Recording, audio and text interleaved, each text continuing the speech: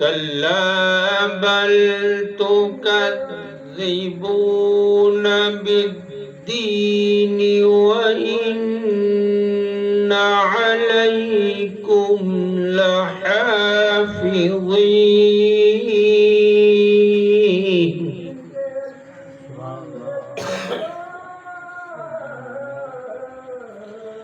وإن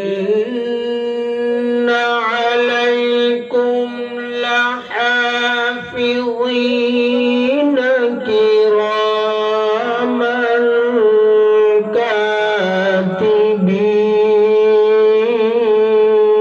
كاتبين يعلمون